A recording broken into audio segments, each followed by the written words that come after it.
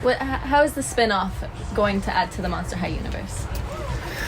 Because the story never stops. And honestly, we launched right into this movie. We go right after our own happy ending, and Claudine finally gets everything she wanted. She's loved and accepted, and she suddenly bumps into the real challenges and contradictions of peer pressure, popularity, and personal convictions. And she's gonna have to make some hard choices, because what is right is not always popular, and what is popular is not always right.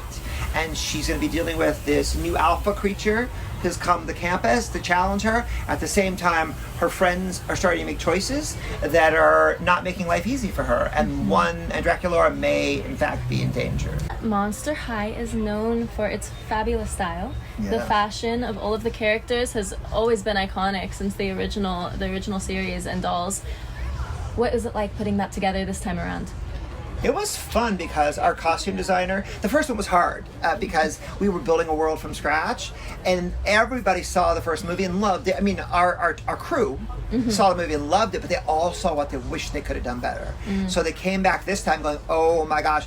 And the first time we hadn't cast the actors until sort of late in the process, and this year we had the whole prep, the whole 4 months, knowing who was going to fit the clothes and who we were shopping for, and it made it so much easier. We could order stuff that was going to take a month to come, and we could print custom fabrics, and so we could do a lot of customization that there was no time to do in the first movie. So everybody, the costume designer is Ellen Anderson, is brilliant, and she really raised the bar. Frankie's like a fashion favorite for sure, and everybody has great new styles. Yeah, I love that you use the word fashion, because a lot of times in these kinds of movies, they refer to them as costumes. And that's, I think, the difference between Monster High and some other properties. Monster High is about fashion.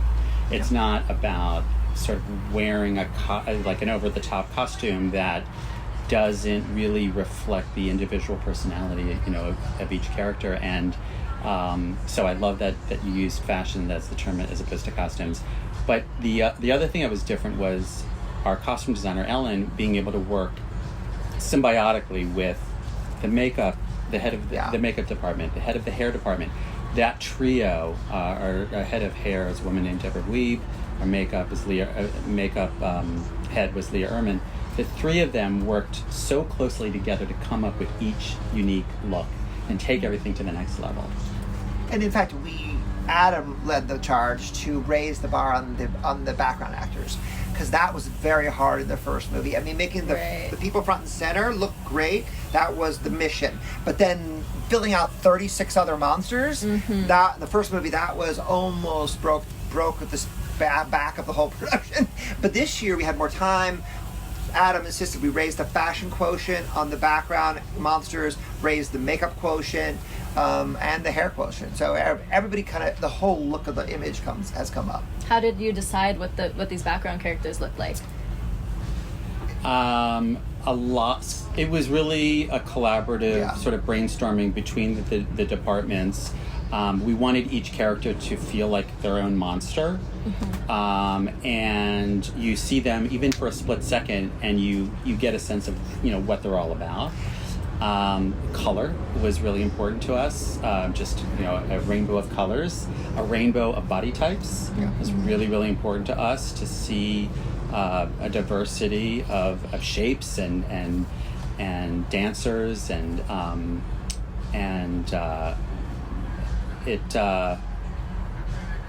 I think the variety was really something that we wanted to push this time around. What we couldn't do was pull characters from the IP. Because that was a bridge too far. That was too much of a build. We don't have the money of Star Wars. So there had to be monsters that had a cohesive fashion sense and a cohesive monster sense, but it had to be kind of what we could pull off with, and the brand IP characters are in the front, and that's where we focus all our energy.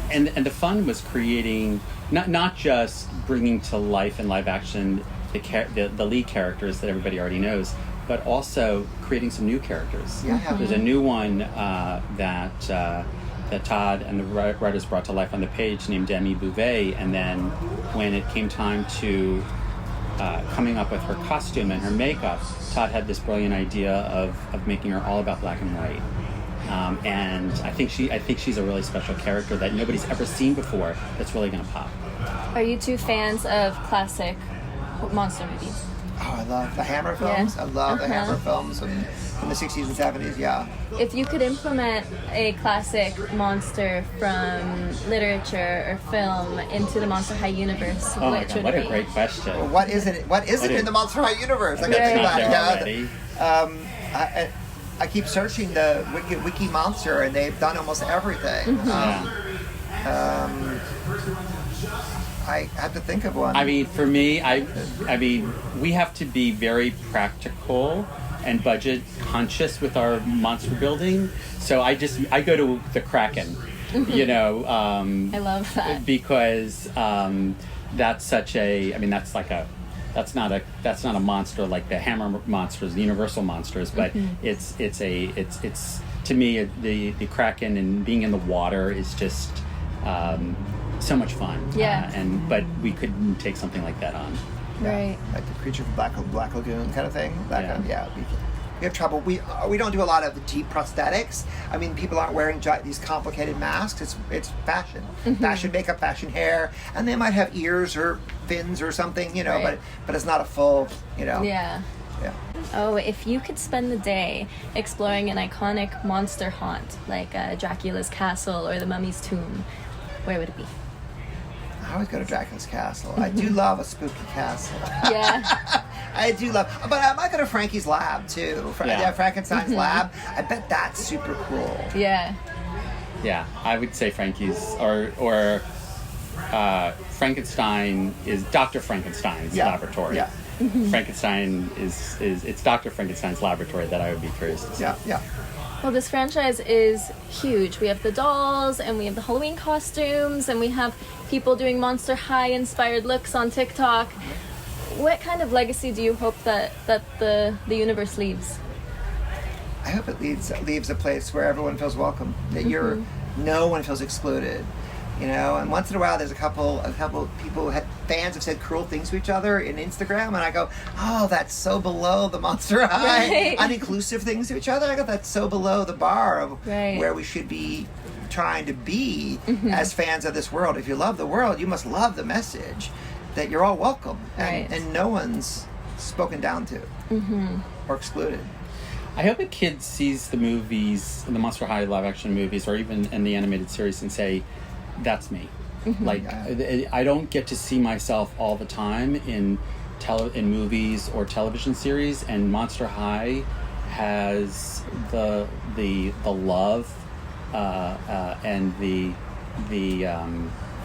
boldness to embrace who I am, and I feel special because I see myself in these characters. Yeah. Well, wonderful. Thank you so much. That's Thank you what I for your have for thoughtful you. questions.